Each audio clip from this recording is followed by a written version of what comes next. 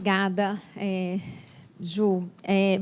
Esse tema enfim, da coisa julgada e agora da rescisória, que a gente vai discutir, ele é um tema que a gente vem tratando desde 2015, né? Acho que foram os nossos primeiros eventos, ainda, né, para analisar a redação do Código de 2015, né? O Paulo esteve aqui com a gente em várias oportunidades. Então, é um tema muito relevante e que continua merecendo debate, né? Então, a gente está em 2017, provavelmente em 2018, em 2019, a gente vai continuar debatendo essas questões. Nesse segundo painel, como todos sabem, a gente vai falar do cabimento da ação rescisória no contexto de alteração jurisprudencial, né, que se conecta com este primeiro, e tratar especificamente da nova hipótese da rescisória no 535, parágrafo 8º, e a reinterpretação da súmula 343 pelo Supremo. Neste painel falarão o Paulo Conrado, que é juiz federal e professor aqui da Direito GV, o Rogério Campos, né, que já foi apresentado, coordenador-geral da representação judicial da PGFN, a Priscila Farricelli, que é advogada do Trent e nossa parceira aqui em outros projetos, né? A gente tem um grupo de estudos voltado especificamente para soluções alternativas de controvérsia em matéria tributária. A gente espera depois ter a interlocução de vocês no segundo semestre. E a Daniela Zagari, que é advogada também aqui do Machado Meyer e também já parceira em diversos outros eventos. Então, agradeço a presença de todos e passo a palavra imediatamente para o Rogério, 15 minutos, que vai falar primeiro. Depois a gente segue com a Priscila, a Daniela e o Paulo Conrado fecha. Tá bom? Então, vamos lá. Ju, você pede para pôr para mim lá? Eu vou pôr o cronômetro, porque a Juliana foi minha chefe, e aí eu ainda obedeço das poucas que eu obedeci, que eu sou um tanto insubordinado. Queria agradecer a oportunidade de falar. Pode passar já. Está aqui já, né? A controle está por aqui. Mas aí, para falar da súmula 343 e pontuar que, primeiro, a PGFN é vinculada ao entendimento do STJ a respeito da súmula 343, e, inclusive, do STF antes do novo Código de Processo Civil, quando ele alterou a jurisprudência centenária dele, passando a admitir a incidência da súmula 343 em matéria constitucional. Há um parecer da PGFN 1252, que vinculou a Procuradoria-Geral da Fazenda Nacional à tese fixada no tema 139, se eu não me engano, tem mais à frente, do Supremo Tribunal Federal. Acho que, antes da gente discutir a reinterpretação da súmula 343, inclusive essa reviravolta próxima à vigência do novo Código, que acaba, de certa forma, eu acho que até prejudicando, em parte, os debates, mas eu acho que isso deve ser posto, qual que é o contexto da súmula 343, que, obviamente, vem a supostamente tutelar a segurança jurídica, a coisa julgada, a interpretação razoável, mas, tal como a grande maioria das súmulas do STJ, nada mais é do que jurisprudência reativa. E como jurisprudência reativa, infelizmente, como ela é aplicada, ela é outra fonte de injustiças. A gente vê, não raro, o STJ aplicando a 343 em questões absolutamente distintas. Se era a jurisprudência da época do julgado, se era a época do trânsito, se era a época que alguém vai inventar no caso em concreto porque afetou, ou seja, eu acho que é algo que deveria ser repensado há já algum tempo, e não só pelo novo Código, e acho que passou da hora da Procuradoria, se aparecer o caso adequado, ou, inclusive, dos contribuintes, porque interessa a todos isso, que seja suscitado um incidente de assunção de competência para que o STJ defina efetivamente qual é a extensão da súmula 343, porque primeiro a gente precisa saber do que se trata, para depois, eventualmente, até saber o que a gente vai poder ou não extrair dela. Ela, né, feita essa análise pragmática do que ela é, ou do que ela se propõe a ser, ela, obviamente, procura tutelar a estabilidade das relações jurídicas, a decisão judicial como fruto dessa subsunção do fato à norma. A norma permite interpretação razoável. Todos aqui sabem mais do que eu, obviamente, as questões inerentes e o que circunda ali. Em relação ao novo Código de Processo Civil, e aí especificamente já entrando no ponto para não tomar muito tempo dos debates, que eu acho que o meu papel aqui é mais de provocador, né, e para permitir que os colegas suscitem as questões, é que o tema específico do artigo 535 e 525 do novo Código de Processo Civil foi decidido antes do Código, no tema 136, o 590 e 809, que, ainda curiosamente, o STF passou a entender cabível, então, a súmula 343 de matéria constitucional, numa hipótese, em caso concreto, se tratava de evolução ou mutação jurisprudencial. Então, é a mutação da mutação para se extrair um novo entendimento ao entendimento ou extensão à súmula. O caso concreto tratava de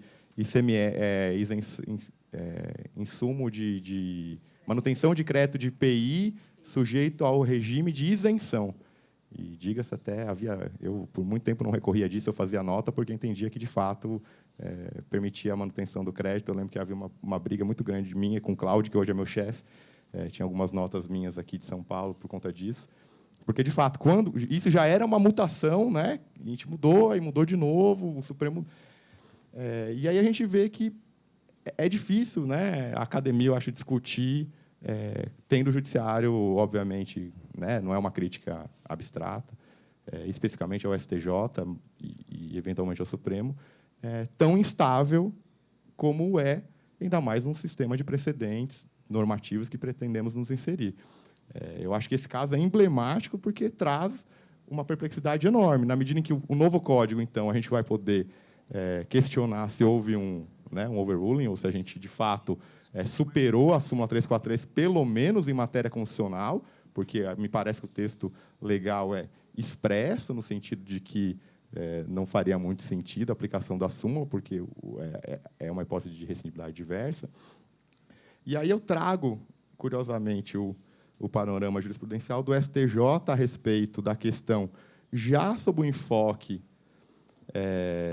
dos precedentes, e, óbvio, aqui ele fazia menção ao 543, que é uma decisão de turma da relatoria da ministra Nens, que ela diz que só se afasta a súmula 343, ou seja, só se reputa consolidada ou pacificada a jurisprudência, permitir a rescindibilidade do julgado, se há um precedente normativo obrigatório. Ou seja, uma decisão de turma, atribuindo ao precedente uma eficácia em detrimento da súmula. Me parece que é bem o cenário de como se dá a discussão no STJ, cada turma e cada caso concreto é decidido de um jeito. Em detrimento dessa decisão, por exemplo, é o casualismo. A súmula 343 é a materialização do casualismo do STJ. E, obviamente, acho que todos aqui eu praticamente litigo só lá, porque eu sou coordenador de representação judicial, coordeno a atuação no STJ e no STF, mas o que a gente vê é que o STJ decide conforme partes, bancas e interesses. É exatamente assim. Não há, é muito difícil falar da súmula 343.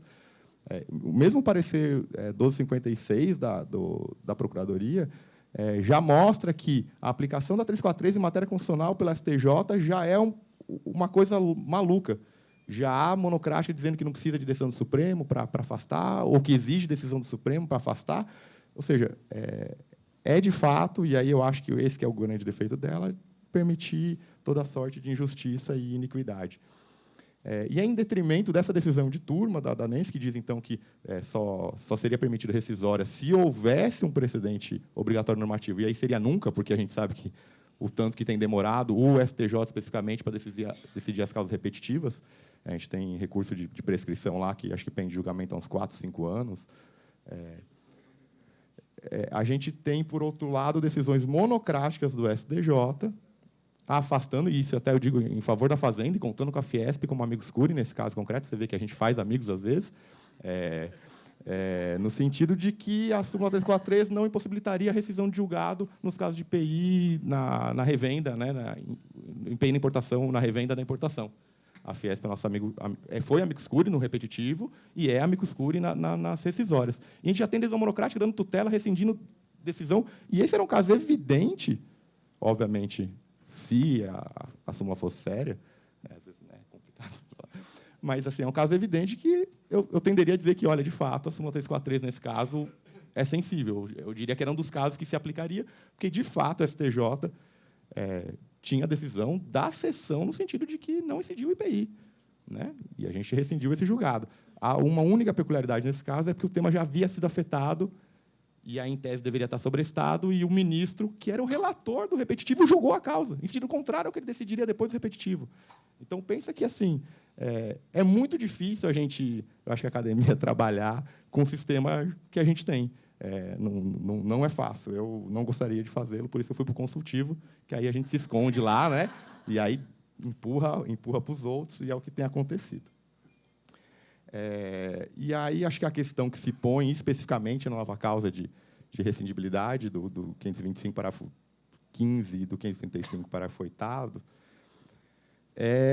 que me parece, primeiro, que é uma causa de rescindibilidade específica e, de fato, nova, diversa do 966, do 966, inciso 5.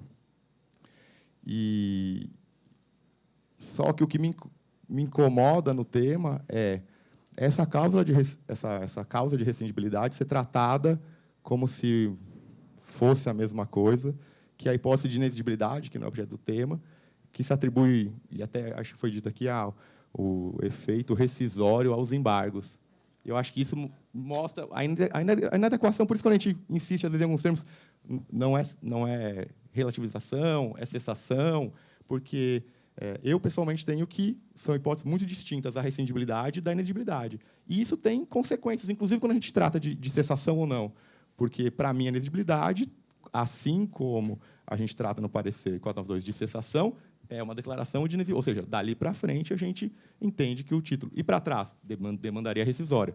No contexto anterior, havendo a decadência, acho que o parecer 492 é muito claro nisso, havendo, né, a consumação do prazo decadencial, efeito retroativo, me parece que segurança jurídica, a coisa julgada está aí para isso, e acho que é acertada a solução legislativa, e a inexigibilidade trataria da questão com efeitos prospectivos.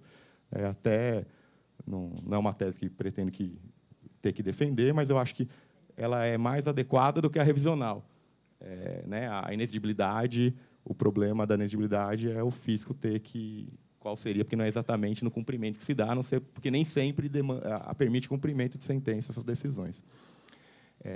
E o Código foi muito preciso em distinguir as situações de rescindibilidade e inexigibilidade, e esse caso, e por isso que eu digo, esse é um caso novo de rescindibilidade, porquanto ele prevendo a inexigibilidade, ou seja, para os vícios congênitos, e ele é muito claro nisso, que ele exige que a decisão do Supremo seja anterior, né? Ou seja, é um vício congênito, e aí permite a inexigibilidade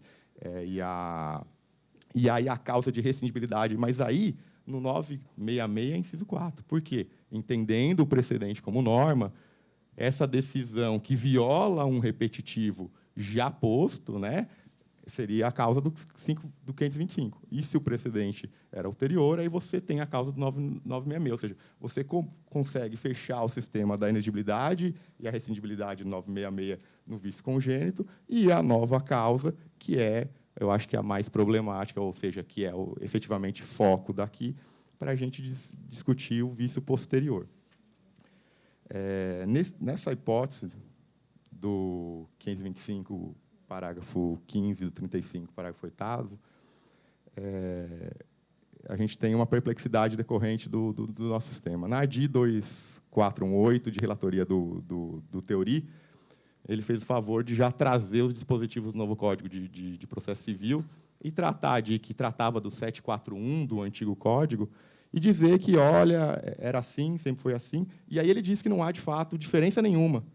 É tudo a mesma coisa, ou seja, a inexigibilidade teria eficácia rescisória, ou seja, ele só falava disso. Essa é para o vício congênito e essa é para o vício posterior, não há diferença. E aí, qual o problema que decorre disso? Quando se diz, então, que a causa de rescindibilidade nova, que é aquela que decorre da declaração de constitucionalidade em controle difuso ou concentrado, ulterior, quando se defende a superação, e para mim me parece evidente que houve a superação da súmula 343 e, portanto, do tema 136, é que, no tema 136, a decisão é posterior a ADI, né? E aí a gente tem aquela perplexidade de que, num precedente em que já havia uma sinalização do teor no sentido, e ele é vencido no tema 343, me parece que não vai ser tão simples a defesa de que houve superação da súmula 343 em matéria constitucional. O que, para mim, é evidente e decorre do texto legal é uma opção legislativa e que pode, sim, ser enfrentada sobre o enfoque da constitucionalidade exclusiva, se, de fato, é uma cláusula abusiva ou não e que violaria a coisa julgada, ou se a suposta inexistência de prazo, por estar vinculada à condição... porque sequer é termo, né? Porque a gente não sabe se o Supremo pode vir nunca decidir, né? Então, a gente não pode nem falar que o termo inicial porque termo é futuro e certo. E o Supremo declarar a constitucionalidade e inconstitucionalidade não é termo. A morte é termo. A gente sabe, vai morrer, não sabe quanto, é termo incerto. A gente não sabe nem se, nesse caso, é um termo incerto. E não é um termo incerto. É condicional. Eu acho que é sobre esse prisma que a questão vai ter que ser analisada no Supremo, e eu acho que é essa crítica que pode se fazer ao Instituto de se discutir a constitucionalidade dele. Mas o que me parece evidente é que houve uma opção legislativa precisa de superação da súmula 343 em matéria constitucional, por razões de política que seja, né, legislativa, que não é exatamente a que cabe, ainda que a gente possa fazê-lo, mas aqui não teria dia para fazer isso, ainda mais quando se diz, no contexto atual, que é, de fato, o interesse da política legislativa. O que eu gostaria de pontuar, e bem brevemente, deixa eu ver, eu tenho mais 40 segundos, a respeito do tema da rescisória, e aí não especificamente em relação a essa nova causa, e repito, é uma nova causa de rescisória que não tem nenhuma relação com o 966. Para mim, isso me parece evidente, que deve ficar muito claro. Assim, eu acho que não há nenhuma relação aqui, é uma outra causa, é uma outra rescisória. Tanto é que, de propósito, colocaram lá e não colocaram num único lugar. E aí é típico de tráfico legislativo, você bota em 2, 3 artigos para ver se alguém derrubar um, fica no outro. Mas é evidente que fizeram isso, só que passaram os dois. Eu fiz isso no Fórum do Poder Público e passaram os dois enunciados recentemente. Mas é evidente ali. E a gente sabe quem é o pai da criança, então a gente tem, né, o histórico. E aí a questão do 485 tem se posto em detrimento à súmula 343, e você vê isso, Fred Dier fala na barrigada, não, foi superado pelo precedente normativo, porque é lei, porque mudou. Assim, ele disse que cabe rescisória por conta da violação ao precedente. Então, não há mais aquela questão da violação literal. O fato é que não me parece que o que tem que ser apegado, que é a mudança de violar a literal disposição de lei, e aí o que a doutrina se apega muito, e pelo menos o que eu tenho visto, que agora trata de norma jurídica, e é isso que faz superar a súmula 343, porque eu vou ter lá um repetitivo, e se a decisão viola essa norma jurídica ulterior, possibilitaria, então, a rescisão daquele julgado. Primeiro que, assim, o STJ nunca fez essa distinção de lei como se fosse lei em sentido estrito no 485. Tem decisão da Corte Especial que permitia rescisória com base em princípio, em decreto, que é o que eu digo, o grande problema do STJ é o causalismo. Pode ser decreto, pode ser o que quiser, se quiser, né? É a catiangada real limpa, né? Aquela coisa que o direito posto é o direito que eu quero que seja posto. O que me parece aqui uma questão de superação da súmula que deve ser, acho, analisada 343, e não só naquela causa que aí é uma opção legislativa expressa de superação da 343 em matéria constitucional, e aí eu acho que, para mim, isso é muito claro, mas a revisitação do tema súmula 343 em matéria infra, né, que ainda eu acho que causa mais perplexidades, que o 492 eu acho até que nos dá um sistema minimamente razoável, com cessação prospectiva, ainda que sujeito a críticas, a gente não tem esse sistema para os precedentes em matéria infraconstitucional. E que não são poucos, ainda que em matéria tributária, grande parte das demandas, né, acabam recebendo indevidamente o constitucional. Eu acho que o STF, pelo menos, tem se procurado reduzir o número de temas afetados em matéria constitucional. Tudo, de repente, era constitucional. Em matéria tributária, era um inferno. Agora, eu acho que a gente tem um grande problema aí, que é o precedente normativo em matéria infra, e que não foi enfrentado no 492, eu até acho que com alguma razão naquele contexto, mas que talvez deva ser enfrentado também agora. E acho que a diferença entre as duas disposições e que deve ser enfrentada para se tratar da superação em questão infraconstitucional não é o termo lei ou norma jurídica ou que se atribui à norma jurídica, mas a alteração da violação literal e violação manifesta, que me parece que não à toa o legislador alterou o conceito e sempre pareceu claro que há uma distinção entre atentar à literalidade, e por isso da súmula 343, que dizia se era literal, não permitia uma outra interpretação razoável, e por isso também, em matéria constitucional, nunca se admitiu a 343, porque a Constituição só admitia uma Constituição acerta, né? Esse era o entendimento do STF antes da extensão da 343 do termo 139 para a matéria constitucional. A Constituição só admitia uma interpretação e era a correta. Então, por isso que não incidia a súmula 343. Me parece que a violação literal é muito distinta da violação manifesta, que, ainda que uma jurisprudência minoritária, será que permite, então, agora, uma hipótese de rescindibilidade? Um caso isolado, como aquele da Nens, que não se viu em outro lugar, será que estou diante ou não de um caso de diversidade jurisprudencial que não me permitisse? Eu acho que o manifestamente deve ser objeto de enfoque para o contexto da superação ou não da súmula 343 em matéria infra. Mas, obviamente, a provocação era em matéria constitucional, mas eu acho que são todos, né, inclusive o tema da palestra anterior era umbilicalmente ligado a esse, de que a gente deve refletir sobre o aspecto infraconstitucional em razão da alteração legislativa no 966 e, obviamente, tratado da causa de rescindibilidade nova e específica, prevista em dispositivo específico, sem embargo de ele poder ser questionado, obviamente, em controle concentrado ou mesmo difuso, de superveniência de precedente do Supremo Tribunal Federal em matéria constitucional que atribua um novo parâmetro de rescindibilidade com um prazo, e aí sem desconhecer que é sujeito à crítica. Eu já passei um pouco do meu tempo, eu vou passar a palavra.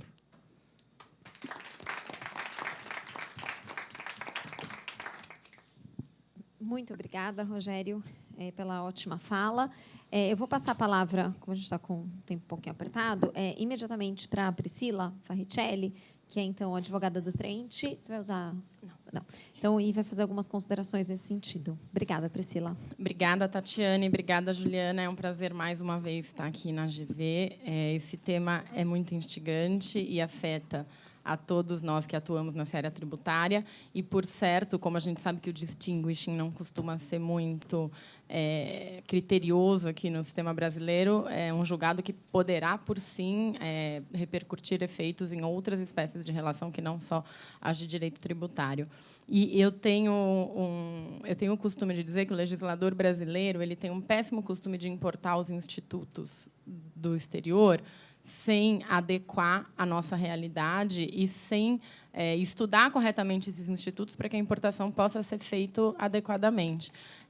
Uma coisa que eu costumo falar bastante é que, nesse nosso sistema novo de precedentes, aí, que começou com a reforma do 535, no CPC de 73, foi consolidado agora no CPC de 2015, é que o legislador criou um sistema em que o tribunal se senta para julgar um precedente vinculante. Então, a gente tem uma sistemática hoje em dia de que o precedente nasce precedente. E não é isso que a gente aprende do common law, que é onde a sistemática de precedentes efetivamente funciona.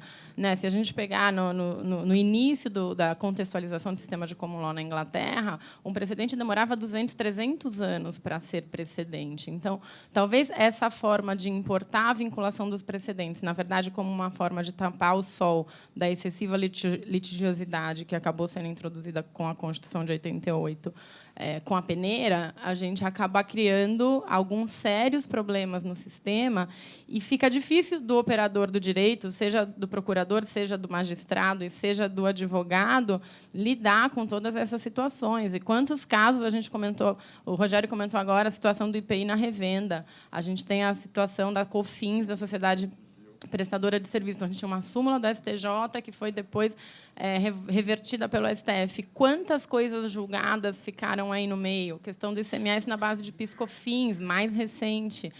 Existia também julgado, consolidado, entendimento simulado no STJ, que foi agora revertido pelo STF. Então, o Brasil precisa... Ao meu ver, o legislador brasileiro precisa assimilar um pouco os institutos antes de importá-los. E esse efeito rescisório dos embargos da execução é mais uma situação onde isso se mostra, e é nesse ponto que eu vou brevemente comentar, até mesmo porque eu não quero cortar muito o espaço dos debates.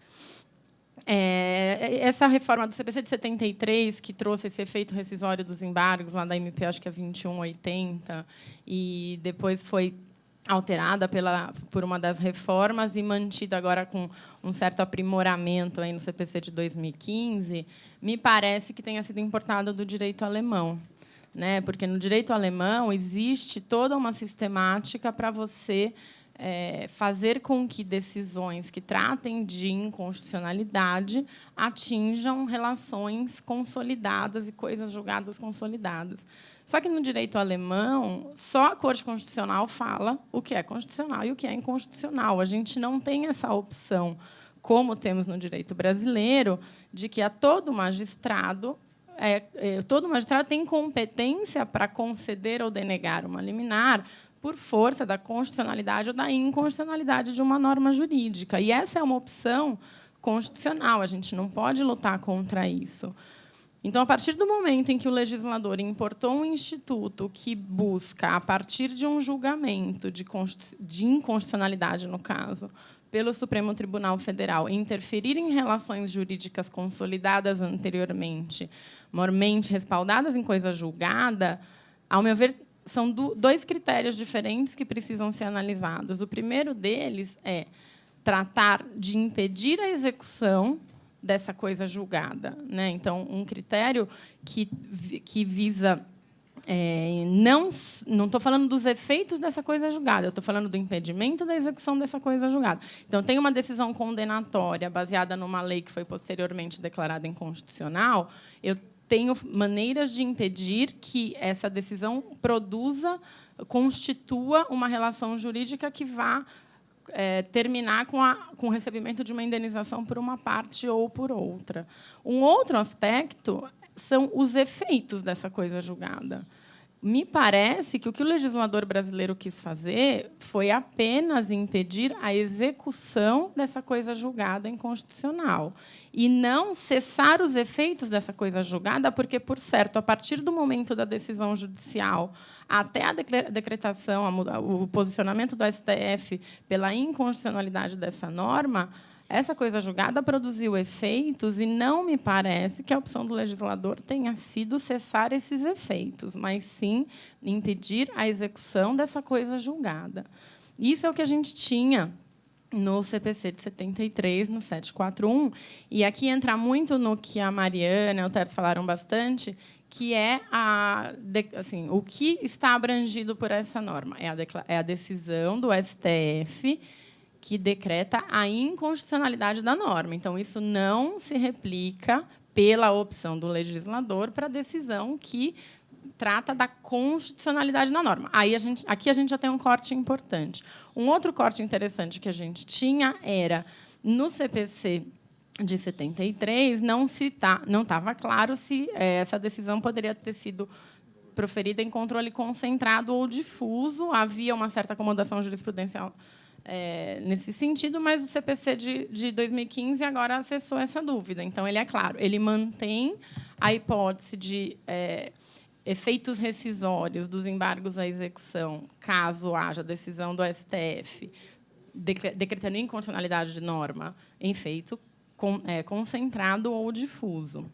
Então, esse é um ponto importante, porque não me parece que esses embargos rescisórios possam interferir nos efeitos que aquela decisão jurídica produziu. Eu estou simplesmente dizendo que aquela decisão não vai poder ser executada judicialmente no sentido de constituição e, efetivamente, ser entregue ao vencedor o objeto daquele título executivo judicial. Primeiro ponto. Um outro ponto que eu acho importante trazer é o fato de o parágrafo 8º do 535, que é o objeto, mas a gente tem replicado lá no 525, essa ação rescisória nova. Como o Rogério bem disse, por alguma razão, essa ação rescisória não está lá no 966. Tem que pôr cola do artigo. O advogado está fácil, difícil taxar o artigo do Código atualmente. Essa ação rescisória não está no rol do artigo 966. Tem que ter alguma razão para isso. Uma razão menos nobre seria quem jogou ali não quer que ninguém perceba que está ali, então vamos deixar esparramado, porque isso passa, depois a gente vê qual a leitura jurisprudencial sobre constitucionalidade ou não dessa norma. Não me parece que essa seja uma justificativa razoável. Quer me parecer que essa ação rescisória, a partir do momento em que a hipótese de cabimento dela faz menção aos embargos rescisórios, ela igualmente só serviria para cessar os efeitos do cumprimento daquela decisão judicial. Eu não acho que ela tenha um caráter revisional aqui. O Paulo já está tremendo aqui. Eu realmente tenho dúvidas. Se ela tivesse os mesmos efeitos da ação rescisória convencional, ela estaria lá no 966. A partir do momento em que ela está num artigo que fala de cumprimento de sentença, fazendo referência aos embargos, não me parece que ela seja uma ação rescisória que sirva também para rescindir os efeitos dessa coisa julgada no tempo, mas apenas a execução daquela decisão. E essa questão do prazo de 2 anos, tem muito doutrinador aí falando já que é inconstitucional, porque como eu posso ter insegurança jurídica, o próprio Dinamarco falou, o Nelson Neri teve essa saída meio salomônica. Aí, não, então vamos somar 2 mais 2, é 4, se passar disso também não tem como a gente manter uma relação jurídica saudável, acomodando isso aqui. Não, gente, que são 2 anos na jurisprudência do Brasil não é nada. Em 2 anos a gente não dá para começar a discutir. E aí tem uma sessão que tem um ministro fora, pronto, já mudou o entendimento, enfim. Me parece que a razão de ser dessa ação rescisória e desse prazo de 2 anos é justamente para fins de acomodar os efeitos executórios daquela decisão que ela vá rescindir. Não acho que os efeitos no tempo possam, de certa forma, ser diretamente afetados. Por óbvio, vão ser indiretamente, a partir do momento em que... Aí a gente volta a toda a discussão de relação continuativa. Mas não quer me parecer que essa ação rescisória necessariamente vá interferir nos efeitos decorrentes daquela decisão, não diretamente relacionados à execução daquela decisão. Oi? Ju, eu não estou... não, é um ponto. Cabe compensação. Pode caber. Cabe compensação. E... poderia-se dizer que cabe compensação. Agora, o que eu acho interessante aqui é que a gente tem que acomodar os institutos para a nossa realidade.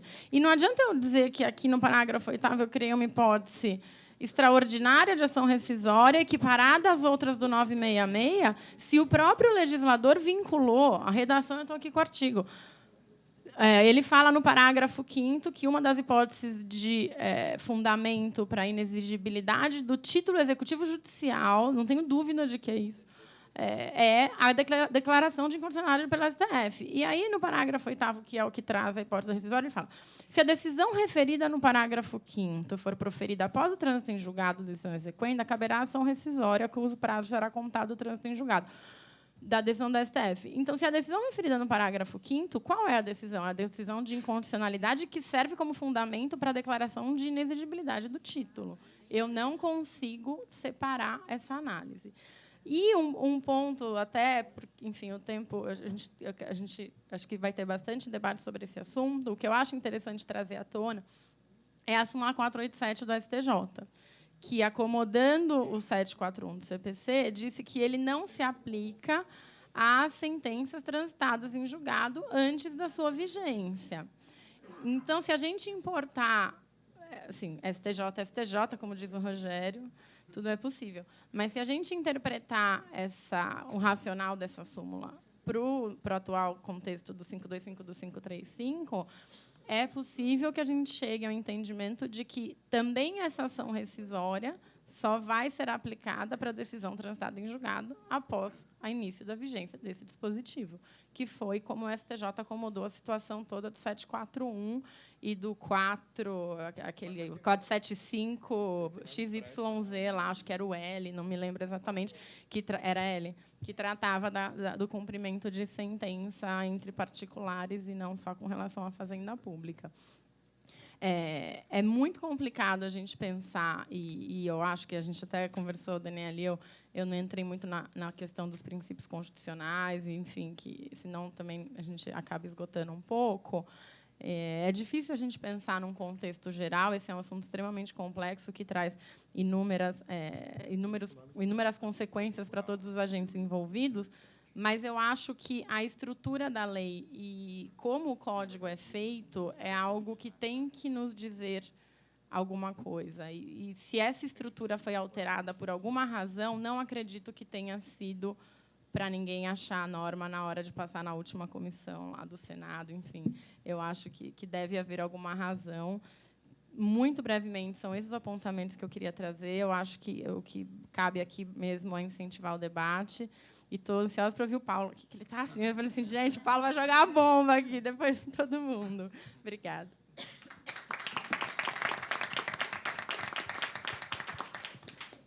Obrigada, Priscila. Passo a palavra, então, para a Daniela Zagari, do Machado Meyer, que vai fazer suas considerações. Muito obrigada, Tatiane. Muito obrigada, Juliana, pelo convite.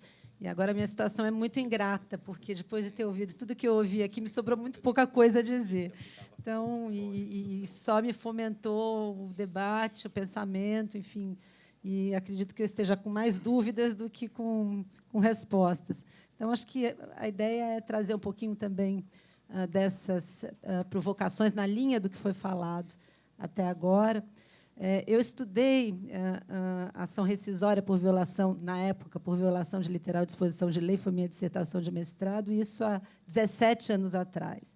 E eu fui recuperar o texto, fui ler tudo aquilo que eu tinha escrito há tanto tempo, e vejo hoje como nós estamos numa fase completamente diferente. Completamente diferente. Então, quando eu fui lá tratar, e tratei tanto da ação rescisória por violação de literal disposição de lei material quanto processual, na material, eu fui tentar investigar, enfim, o que era, qual era esse conceito lá atrás que foi firmado, do que é violação à literal disposição de lei, aqueles doutrinadores bem antigos, dizendo que a violação tem que ser aberrante, absurda, aquela que confronte qualquer razoabilidade, mas, de outro lado, quem dizia, olha, enfim, não se espera da decisão judicial que queira fraudar a parte ou fraudar um julgamento. Então, a própria ideia de interpretação da interpretação literal dessa norma não é cabível, não se pode interpretar o inciso 5º do então vigente artigo 485 como aquela interpretação literal, porque uma coisa é o texto normativo, outra coisa é a norma jurídica, sempre resultante de algum processo de interpretação.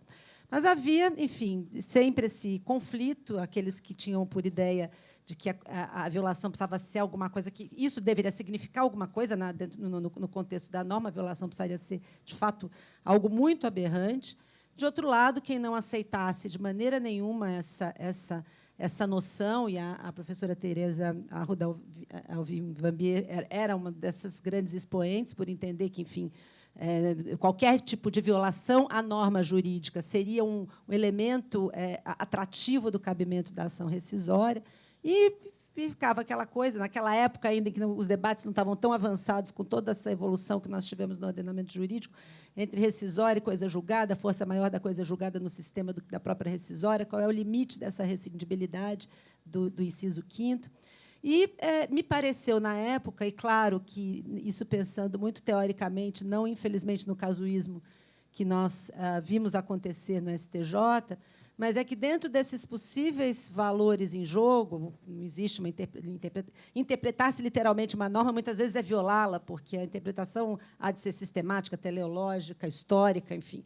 Então, mas, ao mesmo tempo, tentando compor um meio termo com os diversos, com com os diversos posicionamentos, me pareceu, na ocasião, que a súmula 343 ela fazia, pelo menos ideologicamente, algum sentido, porque se a ideia era de que a interpretação pudesse haver divergência de interpretação no âmbito dos tribunais, na ocasião em que editado, em que a decisão rescindenda, era porque a premissa básica, pelo menos um parâmetro objetivo, era que, de fato, aquela norma, aquele texto normativo admitia mais de uma interpretação jurídica e, portanto, não seria cabível a rescisória pela força maior da coisa julgada.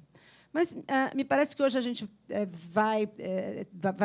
vamos criar um novo paradigma, em primeiro lugar, porque existe essa mudança e ela há de ter uma significação forte, em que nós não falamos mais em violação à literal disposição de lei, mas sim a norma jurídica. Então, eu acredito também, eu acho que, no contexto da nossa evolução daqui para frente, especialmente com o novo Código, e não só por conta dessa norma, mas por conta de toda essa ideia da força dos precedentes, da ideia de unificação de precedentes, que a súmula 343, pelo menos idealmente, tende a não existir mais. Porque, aí, pegando aqui um pouco o gancho do que foi falado, de algo que a Mariana falou, de fato, eu concordo que o nosso sistema de 73, no Código de 73, ele foi muito orientado, ou vinha ainda muito orientado, embora com alterações ao longo do tempo, para uma solução um pouco de loteria.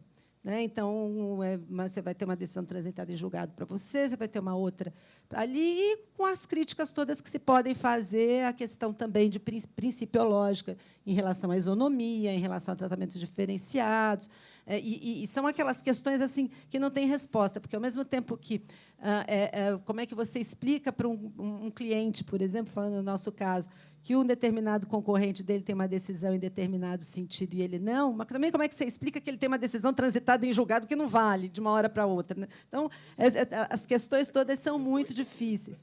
Então, eu acho que então, tem solução ideal e, de fato, acredito que a solução esteja na razoabilidade, na proporcionalidade. Nós estamos vivendo um grande momento de transição. Bem, concordo com a Priscila no sentido de que nós vamos importando institutos aqui um pouco sem, talvez um pouquinho sem parâmetro. Então, a gente vem de uma tradição de família romano-germânica em que é a lei, é a lei, é a lei. De repente, a gente tem um controle, só que também o nosso também não é tanto assim, porque a gente tem um sistema de controle difuso, outro de controle concentrado. Aí vamos mudando ao longo do tempo para criar repercussão geral. E agora, finalmente, com essa ideia, tudo isso num processo, com essa ideia mesmo da criação da força dos precedentes. Só que acredito que, embora seja idealmente o Código seja muito feliz em criar essa nova orientação, porque, de fato, como disse o ministro Luiz Fux aqui num julgamento, acho que nesse primeiro mesmo, no tema 136, a igualdade perante a lei é a igualdade também perante a jurisprudência, mas a jurisprudência também deve assegurar a estabilidade das suas decisões, sob pena de não propiciar a segurança jurídica ao cidadão. Então, é tudo uma questão de sopesar esses valores em jogo. Então, eu acredito que nós estamos nessa fase de transição, porque ainda temos muita dificuldade, o sistema todo, e o judiciário, e nós também, na nossa compreensão, de entender como é que nós nos vinculamos a esses precedentes. O Código dá os critérios, como esses precedentes devem ser formados, quais são os parâmetros exatos de vinculação, mas eu acredito que nós ainda estamos engatinhando. Então, até fazendo um gancho para não perder o fio, me reportando ao que foi falado no painel anterior, sopesando todos esses valores em jogo, isonomia, mas coisa julgada, que é uma garantia constitucional importantíssima de segurança jurídica, e segurança jurídica serve para todo mundo, me parece que essa alternativa mesmo da ação revisional é a que mais se encaixa num sistema de transição como o nosso. Porque a verdade é, hoje um contribuinte, pegando o exemplo, esse exemplo da coisa da CSL, se ele tem a coisa julgada, como, de repente, simplesmente ela não vale mais? Como ele pode interpretar porque alguém interpretou, por exemplo, automaticamente? É muito difícil. Aí eu vou pegar o gancho de uma situação que eu vivenciei recentemente, que não tinha nada a ver com contribuição social sobre o lucro, era um processo estadual, e que, de fato, a nossa cliente ela foi posta como ré na ação, mas apenas por sua qualidade de contribuinte de direito, de responsável tributária, e foi proferida uma decisão favorável aos contribuintes, até numa ação civil pública, a favor de todos os contribuintes ali da localidade, e ela foi obrigada a cumprir a decisão judicial como tal. E a decisão judicial transitou em julgado. Passados 12 anos desse trânsito em julgado, ela foi autuada pelo fisco estadual ao argumento de que ela, como cumpridora da decisão judicial, ela deveria ter interpretado essa decisão para entender que houve uma mudança legislativa e que, a partir de então, aquela coisa julgada não valeria mais. E cobrou todo o imposto da responsável tributária.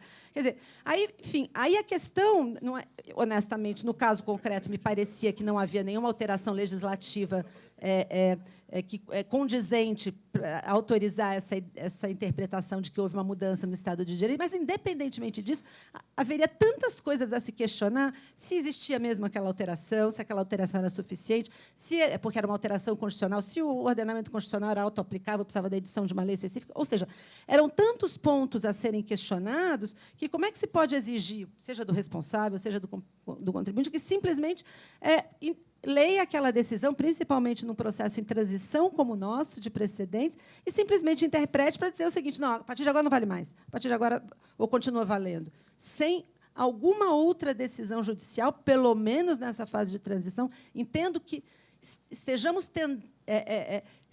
estamos tendentes a, no futuro, superar tudo isso.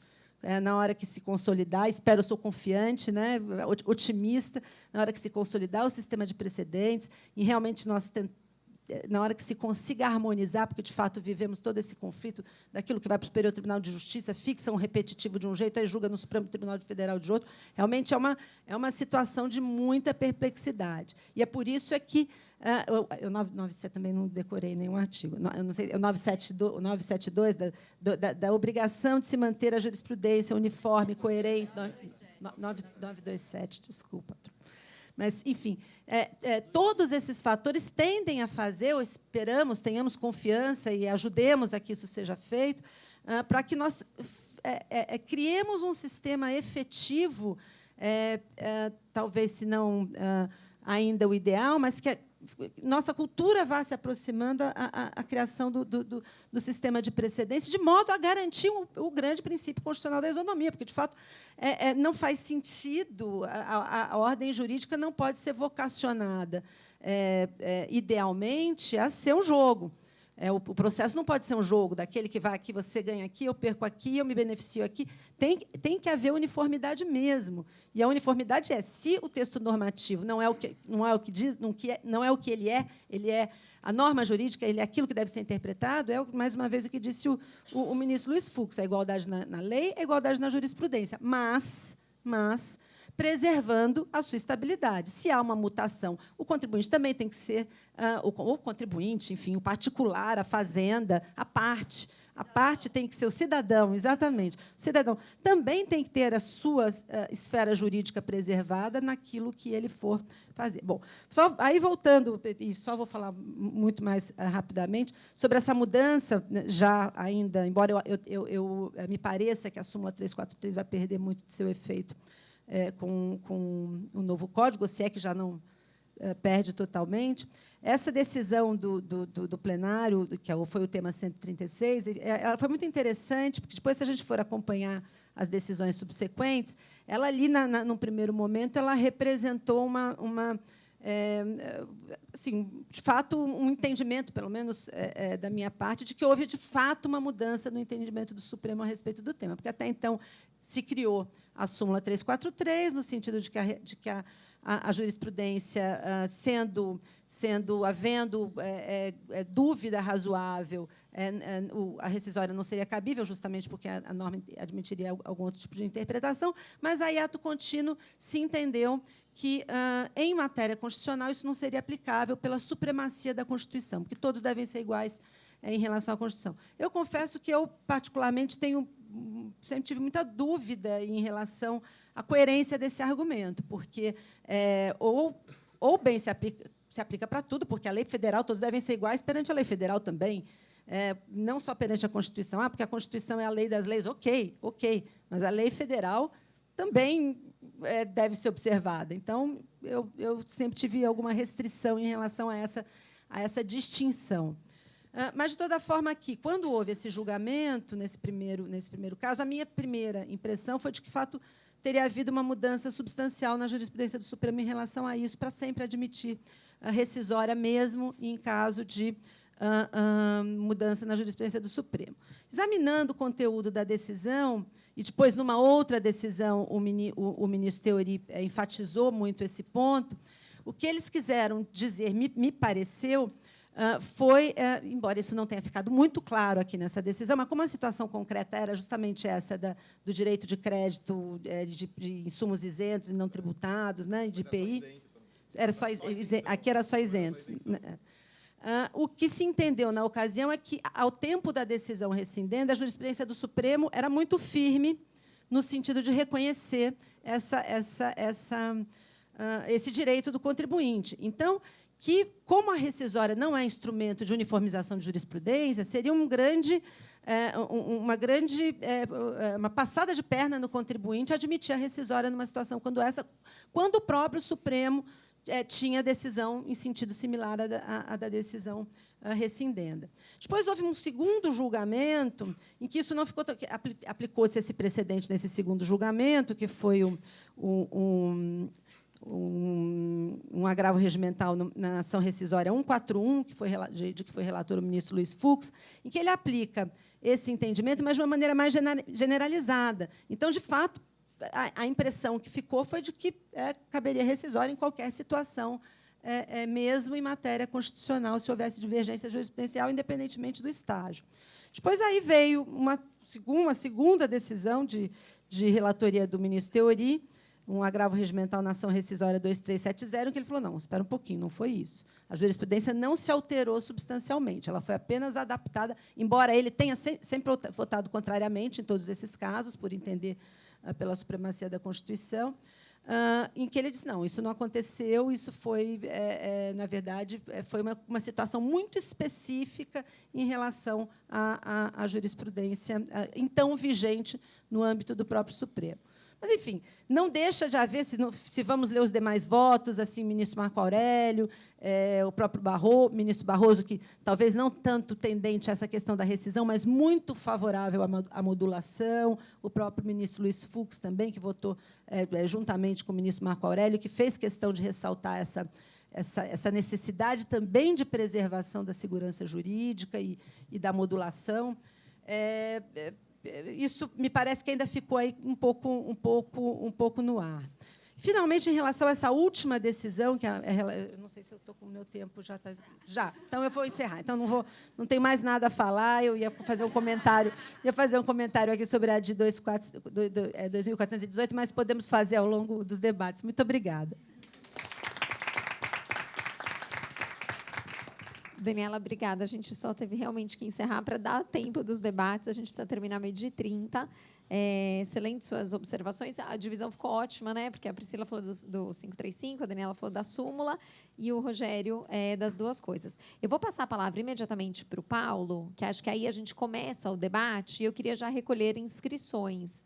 Quem gostaria de... Então, Rodrigo, Massude, Rita. A Rita tinha pedido antes.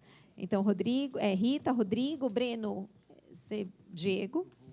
Vou acompanhar. Só acompanha, então tá bom. Então, vamos lá. Eu vou contribuir. Tá, e aí a Karen. Então, eu vou passar agora a palavra para o Paulo. Paulo, obrigada mais uma vez pela sua presença. Imagina, eu que agradeço. A minha intenção é mais colaborar com os debates, fazendo algumas provocações preliminares. Eu só queria, antes de qualquer coisa, lançar a reflexão dos amigos, uma imagem que me parece muito forte com a implementação definitiva, né, com o Código de 2015 desse regime de precedentes, né?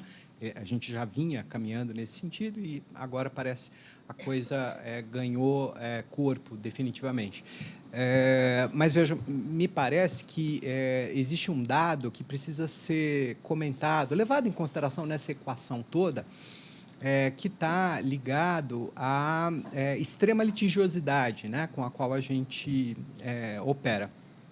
Porque, em rigor, o código, e em especial o código, né, faz referência a dois valores que são sempre comentados, que são, aparentemente, os valores mais apresentáveis, né, para justificar a adoção desse regime de precedente, que é a isonomia e segurança, né?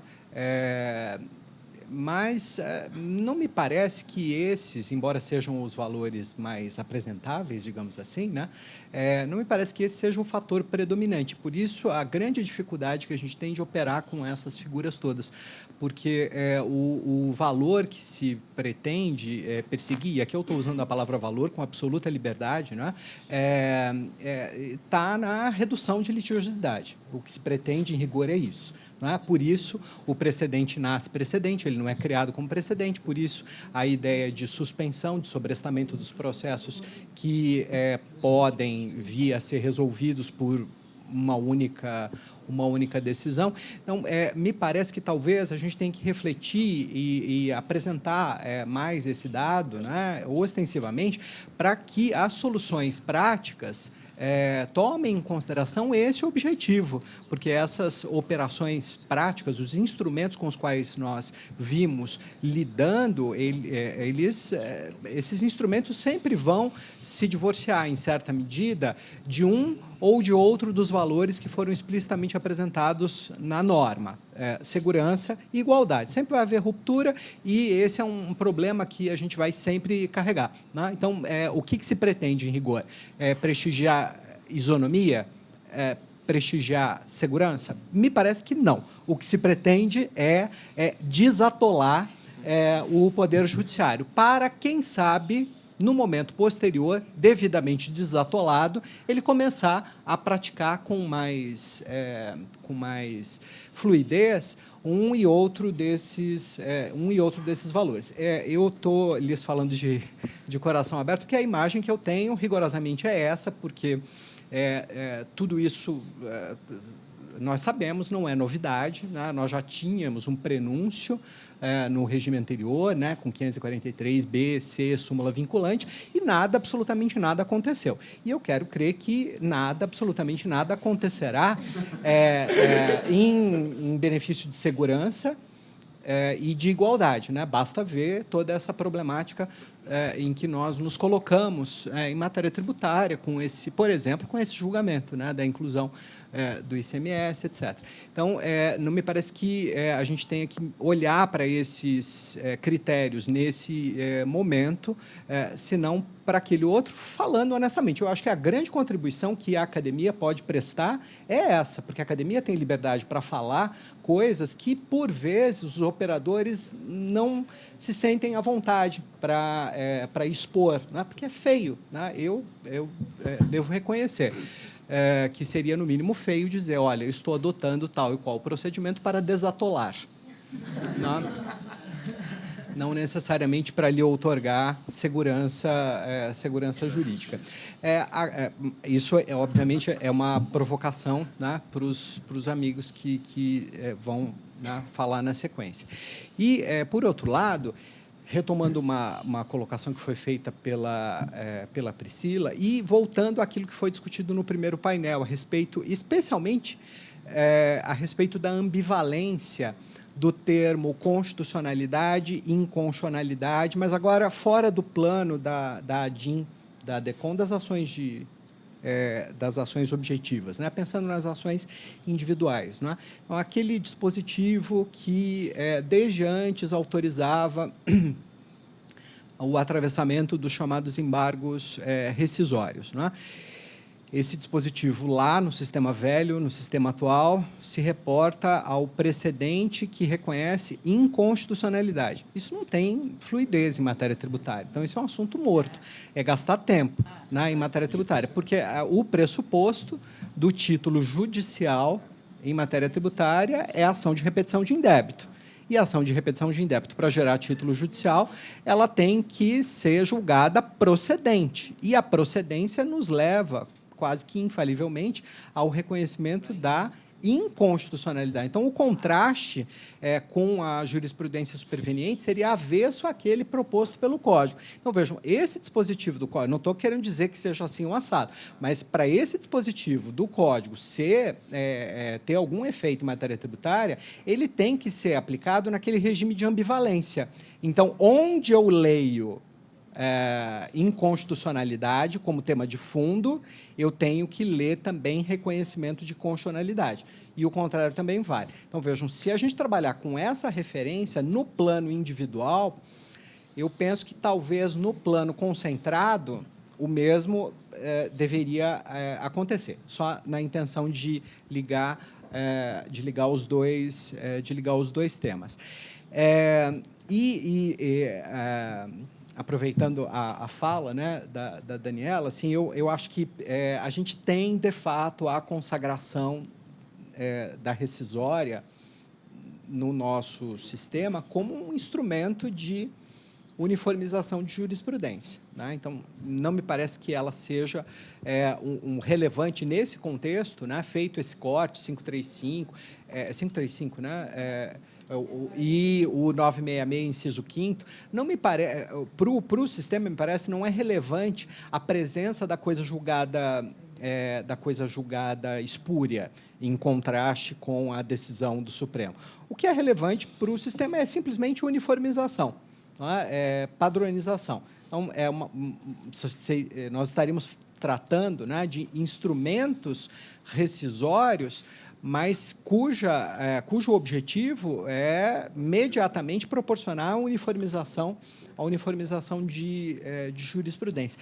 E se o foco é esse, talvez a gente tenha que tomar tanto um quanto o outro dispositivo com essa largueza que a literalidade não autoriza, em princípio, como quando se fala de embargos rescisórios vinculados à inexigibilidade decorrente da inconstitucionalidade, né? Porque se o objetivo é uniformizar jurisprudência, então vamos atrás, interpretação teleológica, não é, desses instrumentos que foram postos à disposição de um sistema que deseja fundamentalmente esse resultado.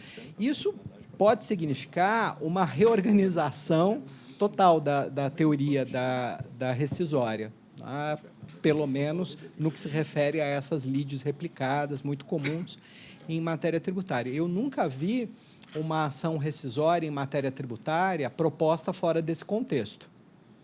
Surgiu uma prova nova, então vamos propor ação rescisória. O juiz ele era absolutamente incompetente. Toda ação rescisória em matéria tributária sempre operando dentro desse sistema. Então, veja, me parece que isso está radicado de uma tal forma já de antes e agora reforçado por essa nova redação. Pensando, quiçá mais pragmaticamente, talvez fosse o caso de reconhecer definitivamente que ela é um instrumento importantíssimo, isso foi muito destacado, eu penso, no primeiro painel, né, para que a gente não recolha a ideia de automaticidade, de cessação, de jurisprudência, enfim, ao lado da revisional, que eu, em rigor, não sei se é a mesma ação ou não, né, porque eu, da mesma forma que só vi a ação rescisória fundada no inciso 5º até hoje, eu também nunca vi uma ação revisional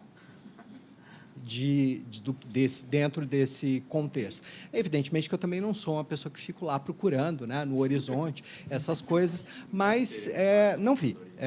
Então, talvez a gente tenha, entre esses dois instrumentos, em rigor, uma relação de sinonímia. Até porque, onde que essa revisional vai ser proposta? Vai ser proposta onde transitou em julgado? Ou vai ser proposta no primeiro grau? Então, você vai rever a coisa julgada que se fechou no STJ no primeiro grau? Se fosse rescisória, a gente ficaria mais confortável, né? Eu procuro saber onde se consolidou a coisa julgada, etc.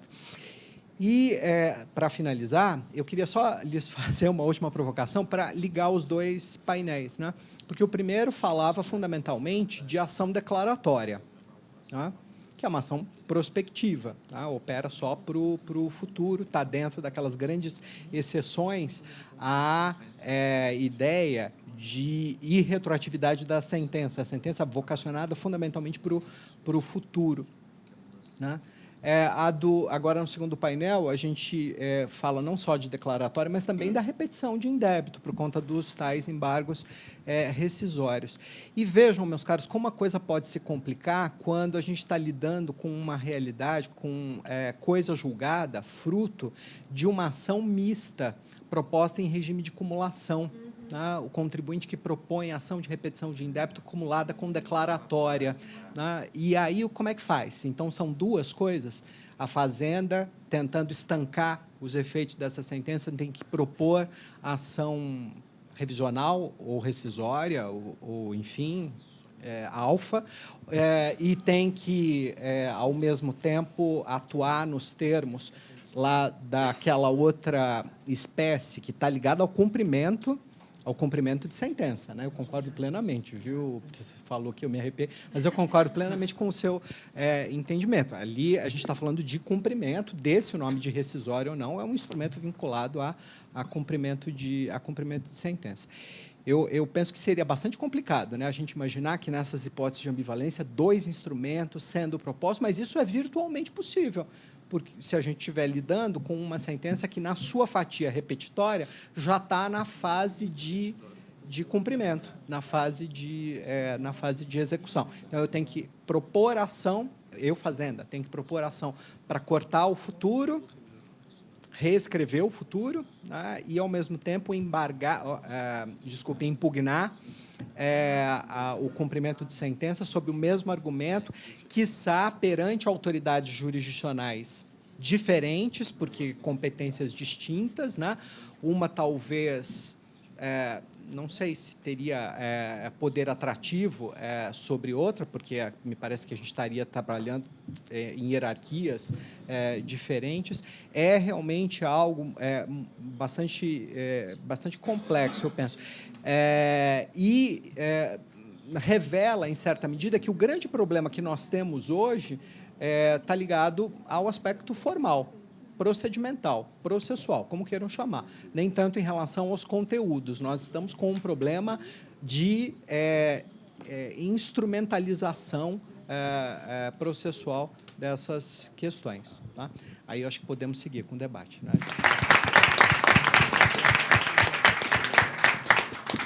Paulo, muito obrigada. Essa questão do 535 e 525 a gente já vem discutindo há tempos, né? Desde 2015. E acho que essa sempre tem sido a sua fala, né, em vários pontos, no sentido de que só se aplica em matéria tributária, né, se a gente considerar esse efeito dúplice, caso contrário, a inconstitucionalidade fica muito difícil. Estava até aqui conversando com a Karen a hipótese de um benefício fiscal que lá na frente fosse inconstitucional pelo Supremo, mas aí, né, Karen, não sei se a decisão trataria da constitucionalidade ou não do benefício, mas é uma hipótese tão restrita que a gente tem que fazer dar uma volta para construir que, de fato, eu estou de acordo. Eu vou, então, imediatamente passar a palavra para a Rita Nolasco, que é diretora, Rita, ou diretora do Centro de Altos Estudos da PGFN, nossa parceira aqui em vários eventos e procuradora da Fazenda Nacional, naturalmente. Então, Rita, obrigada pela presença. Viu, Breno? Eu devia me abster, como você sabiamente fez, mas eu também sofro dessa emoção de ter que participar. Então, e como eu sou mais do processo civil, eu analiso mais as questões do novo CPC, querendo, assim, demonstrar que o novo CPC trouxe alguma contribuição para esse tema tão complexo e difícil, e que eu não consigo terminar de escrever um artigo a respeito da matéria, porque cada vez que eu participo de alguma discussão, de alguma mesa de debates, eu chego à conclusão que eu tenho que repensar mais alguns pontos e que ainda não fechou assim completamente a minha compreensão global a respeito do tema. Então, primeiramente, agradecer o convite da doutora Juliana e da doutora Tatiane, que, para mim, é uma maravilha poder participar desses debates e ouvir, foi realmente muito enriquecedor. E só pegando o fio da meada da Priscila, que acho que ela tocou no ponto que eu gostaria de mencionar, então, qual a contribuição que o novo Código de Processo Civil teve? Antes tinha o 741 e o 475L, que eu acho que deixava tudo muito solto. Por isso veio toda essa evolução jurisprudencial, e que é natural, né? Como a lei não colocava um limite, se era cabível rescisória, se era só bastava os embargos rescisórios, então veio todas essas decisões mencionadas pela Daniela e por outros colegas. Então, o 741 e o 475L simplesmente diz que seria considerado inexigível o título executivo judicial fundado em lei ou ato normativo declarado inconstitucional pelo Supremo Tribunal Federal.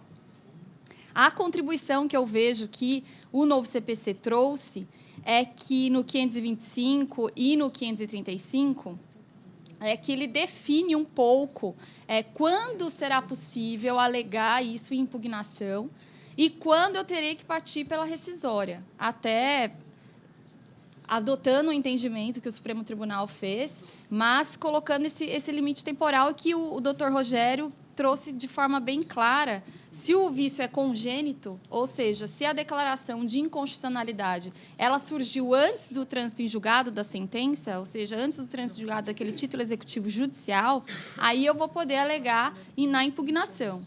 Se o defeito foi posterior, ou seja, na verdade, aquela sentença ela era constitucional, ela era exigível, porque eu não tinha nenhuma declaração de constitucionalidade. Então, na verdade, houve a perda da exigibilidade com uma declaração de inconstitucionalidade posterior.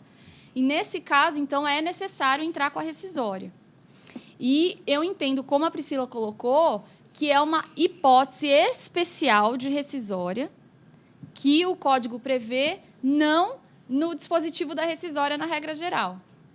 E a regra geral, como o doutor Paulo colocou, a única exceção que é feita é com relação à prova nova. E não é o caso aqui.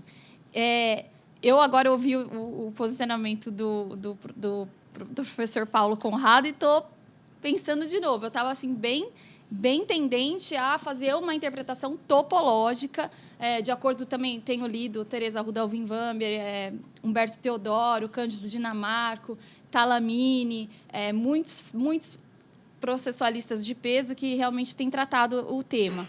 E o Talamini, no último congresso que eu participei, ele falou justamente sobre esse tema e ele faz essa consideração topológica, como a Priscila colocou, e me pareceu ser a interpretação mais assim, factível para mim, de acordo com o novo CPC. Então, o novo 75, ele traz a regra geral. A regra geral é o termo inicial da rescisória, é do trânsito em julgado da decisão exequenda. Então, tem 2 anos, acabou os 2 anos, não cabe mais rescisória. A hipótese especial que o novo CPC traz, de um prazo mais dilatado, tendo em vista que ele considera que o termo inicial é do trânsito em julgado da decisão do Supremo que declarou a inconstitucionalidade, eu creio que essa regra especial ela é específica para casos em que a decisão ainda está em fase de cumprimento, ainda está sendo executada. Então, aí... Será que não poderia desconstituir um crédito pago? Então, aí eu tendo a achar que não. Pensa num, eu acho num que é o crédito limite que já tenha sido... Não sei.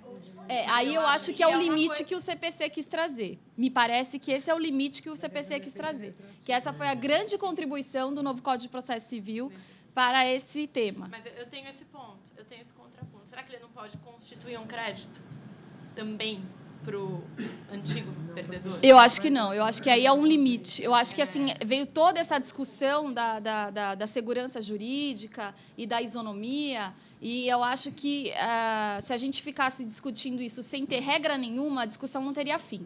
Então, eu creio que o CPC veio trazer uma regra para pôr fim em algumas discussões. Eu acho que foi uma opção do legislador.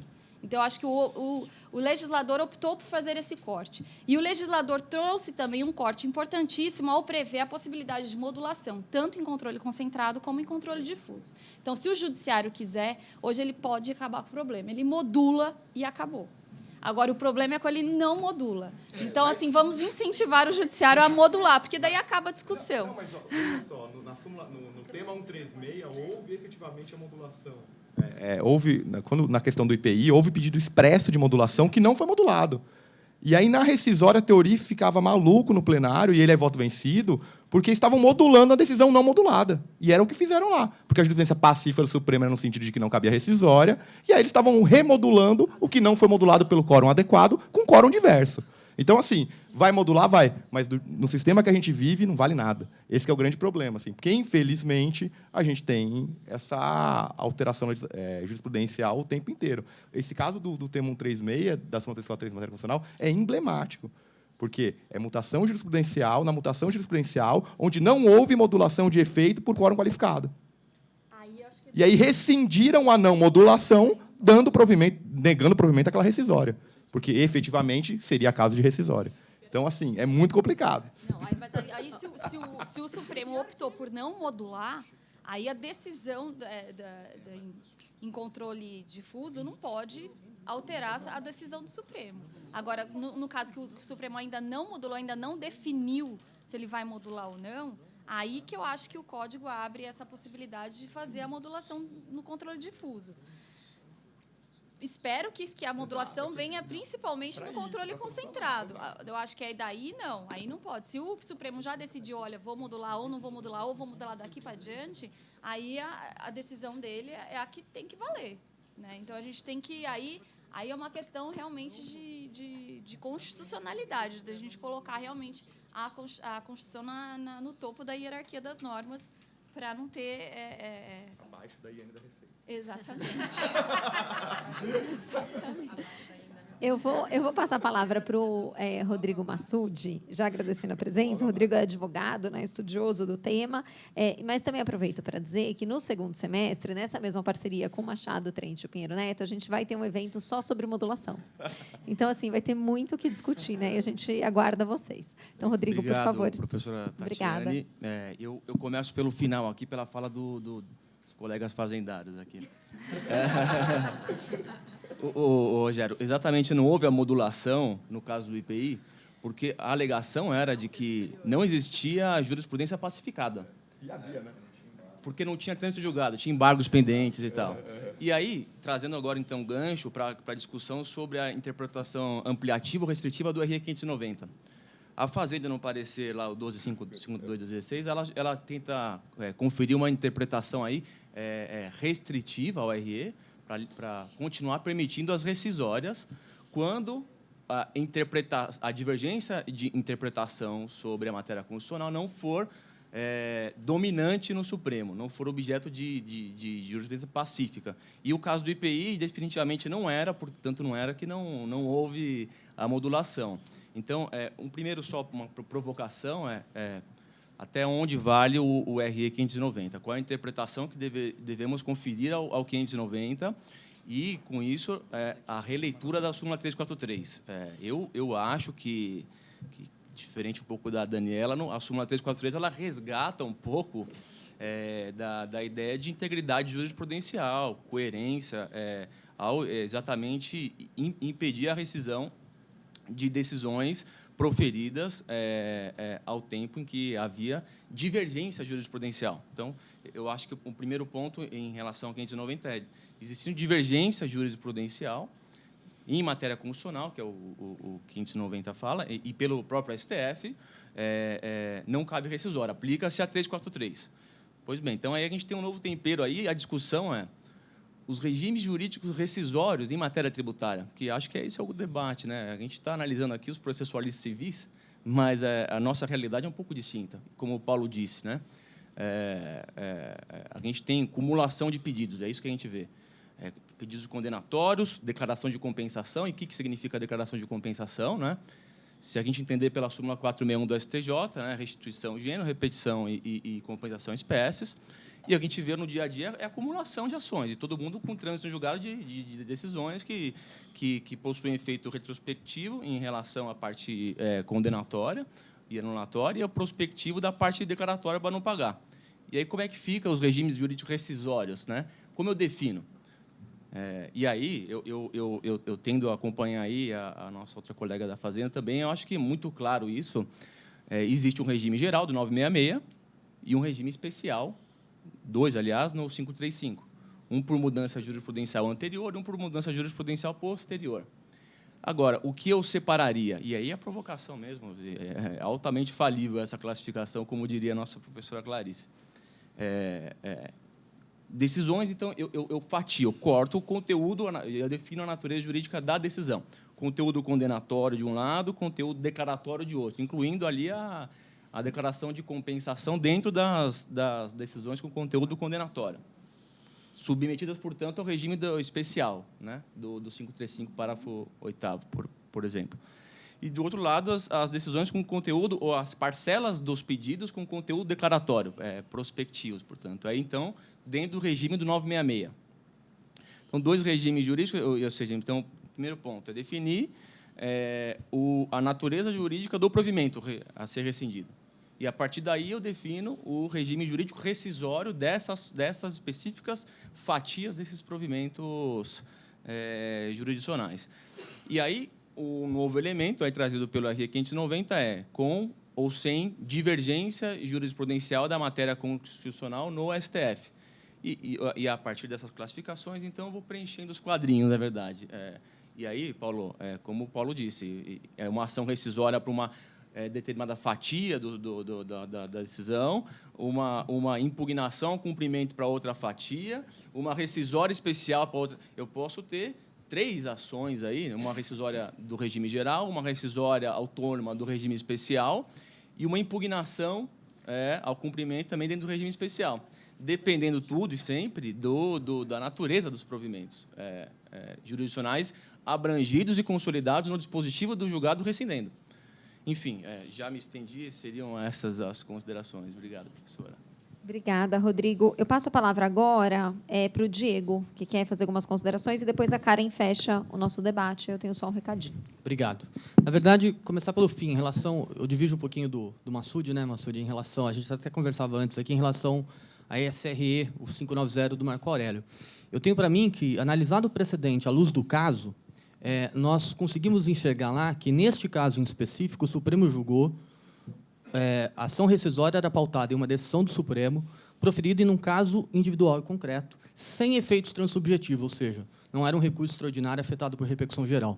E me parece que, então, quando o STF se manifesta nesse RE, ele, na verdade, o ministro Marco Aurélio e a turma como um todo, né, o plenário como um todo, ele expande os precedentes até então do STF para essa discussão. Na medida em que os precedentes anteriores, que admitiam a supremacia da decisão constitucional para fins de fundamento de rescisória, eles, em momento algum, definiram que tipo de precedente do STF teria o condão de servir de subsídio para ação rescisória. E me parece que, nesse RE, o que o STF vem dizer não é qualquer precedente, só aqueles precedentes com força transsubjetiva. Ou seja, ele não promove um retrocesso à súmula 343, mas um aperfeiçoamento dos precedentes do STF que, em verdade, romperam com a súmula 343. Então, me parece que continua sendo possível a utilização de rescisória com base em precedente do STF, desde que com base em precedente do STF com efeito transsubjetivo. Então, esse é um primeiro ponto. Agora, o segundo ponto que eu gostaria de tratar aqui, e, na verdade, até me valendo da fala do Paulo, né, Paulo, dessa liberdade, desse alvará que nós temos de estar no ambiente acadêmico, né, nos permite fazer certas afirmações, eu não poderia deixar esse momento para fazer essas considerações, porque é o que tem me incomodado demais nos últimos anos, em razão dos estudos que eu tenho feito. Eu tenho para mim que o problema dessa discussão, mais uma vez, é um problema institucional. E o porquê disso? Porque o STF usa muito mal o Instituto da Modulação de Efeitos. Muito mal. Se o STF utilizasse bem o Instituto da Modulação de Efeitos, nós não estaríamos aqui mais uma vez. E, na verdade, usa mal por 2 motivos. Porque, veja, o problema não é em mudar de entendimento. O problema é a segurança do movimento, para fazer menção à manifestação da ministra Carmen Lúcia em artigo por ela publicado. E o motivo da má utilização da modulação são 2 por parte do STF. Primeiro, porque o STF usa da modulação de efeitos para fins de garantir governabilidade. E isso, em matéria tributária, é muito comum. Quantas e quantas vezes nos deparamos com o fundamento de, olha, vai quebrar o caixa, né? Vai quebrar a banca. E esse é um primeiro problema. E aí essa faceta ideológico-político-partidária nas manifestações do STF para sentido de manutenção de governabilidade. O segundo fundamento é a inexistência de uma sensação de pertinência institucional do STF em relação ao órgão do qual ele faz parte, o Poder Judiciário. O STF ele não é uma ilha. Ele é um órgão de cúpula de um poder, do Poder Judiciário.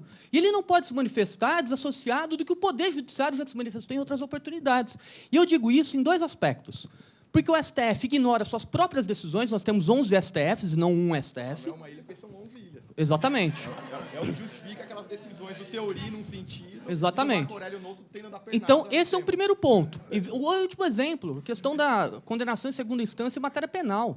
Veja, sem entrar no mérito da discussão, repercussão geral, decisão plenária, um mês depois o decano do Supremo vai lá e me profere uma decisão monocrática em sentido oposto. E depois, logo na sequência, o ministro Marco Aurélio. Nova repercussão geral, nova decisão plenária no mesmo sentido, um mês depois o Marco Aurélio de novo, em decisão monocrática. Veja, o STF não respeita as suas próprias decisões, porque são 11 STFs, não um STF. E o segundo ponto em relação a isso, porque não tem uma relação de pertencimento em relação ao órgão do Poder Judiciário. Porque, vejam, mesmo que o STF se manifeste em first impression, ou seja, um primeiro caso que chegou ao conhecimento do STF, o STF não pode ignorar as decisões proferidas até então pelo Poder Judiciário. Sociedade civis, profissão regulamentada. Súmula do STJ, o STF inúmeras vezes dizendo não vou julgar porque a ofensa reflexa a Constituição. E aí vai lá e julga, e desdiz o que o STJ vinha dizendo e não modula efeitos. Olha, porque não tinha embargos de declaração pendentes. Com todo respeito, mas isso é brincar com a atividade jurisdicional. E o mesmo vale para a exclusão do semestre na base de cálculo PIS/COFINS. Não precisaria de embargos de declaração, não precisaria de pedido na tribuna, isso é técnica de julgamento. O STF não pode se acovardar. O STF não pode se acovardar de resolver essa questão na tribuna, porque qual é o problema hoje? Estamos lá no CARF. Inúmeros processos com essa discussão. O que eu faço com esse processo? Suspendo? Julgo nos termos do STF? Julgo nos termos da jurisprudência do CARF? Não tem essa discussão. Você queria litigiosidade, é o efeito inverso e nefasto, porque, se não me engano, já são quase 3 mil novas ações desde o julgamento. E tudo isso... Estão vendendo para quem nem tem direito, e aí cria um mercado. Gente, logo vai ser igual um pouco, Sim. chegando de carrinho Sim. no protocolo. Sim. Né? Foi a discussão do prazo decadencial, dos 5, 10 anos. E vejam, e tudo isso, e para finalizar, porque eu sei que a gente já extrapolou o horário, mas para finalizar, porque eu queria dizer exatamente isso no ambiente acadêmico. Por tudo isso, porque nós temos um STF fraco. O nosso STF é uma corte constitucional fraca. Ou Tá gravando, hein, Diniz? Tá gravando. É para gravar. Estou no ambiente acadêmico, eu tenho liberdade absoluta para isso.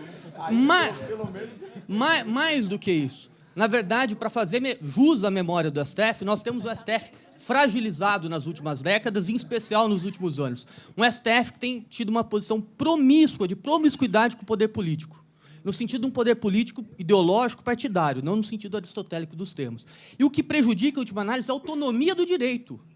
E tanto numa perspectiva formal, kelsaniana, lumaniana, quanto numa perspectiva conteudística. Miller, Castanheira Neves, pouco importa. O problema é que o STF tem se acovardado, tem se demonstrado uma instituição fraca, incapaz de respeitar suas decisões e se manifestado cada vez mais num sentido político, ideológico, partidário. Esse é o grande problema hoje e que nos faz até essas discussões infindáveis e que não vão ter fim. Enquanto tivermos no STF fraco, nós continuaremos tendo esse tipo de discussão ad eterno. Que bom, porque continuaremos tendo mesa de debates, continuaremos proferindo aulas, lançando livros. Que bom para a gente, individualmente. Mas, pro direito, infelizmente, uma lástima. Diego, muito obrigada pelas suas considerações. Todos esses pontos vão ser muito debatidos no nosso evento sobre modulação de efeitos. Né? Eu e o Breno, a gente está escrevendo, um artigo sobre isso para saber como que na lei orçamentária é quantificado o prejuízo, se esse prejuízo pode ser justificativa para uma decisão. Acho que tem muitas coisas bacanas a serem tratadas. Obrigada por ter levantado. Posso encerrar? Então, eu vou... Desculpa, a Karen queria falar, mas eu vou encerrar. Mas, espera, não vou embora ainda. Eu tenho só um recadinho. A gente, apesar de estar já bem no finzinho do semestre, esse não é o último evento ainda, né, Ju? A gente não cansa. Do Núcleo de Direito Tributário do Mestrado Profissional. A gente vai ter um bem no finzinho, no dia 29 de junho, para discutir medidas de redução do contencioso em matéria tributária. E esse evento vai acontecer no contexto de um lançamento de um livro coordenado por mim, pela Juliana, pelo Sallucci e pela Gisele Bossa. Vários de vocês aqui são autores, né? Então, Karen, Priscila, Breno, Diego, Rodrigo, a Mari. Então, a gente agradece muito a presença de vocês hoje e a gente conta com vocês também nesse evento. Vão ter vários palestrantes bacanas. Vem o Everardo Maciel, a Marielbe, o Marciano, a Maria Rita. Tem muita gente bacana. Acompanhem, dia 29 de junho. Daqui a pouco a gente vai soltar o convite para não ficar muito um em cima do outro. Mas muito obrigada pela presença de vocês e a gente espera vocês dia 29. Obrigada. Bom dia.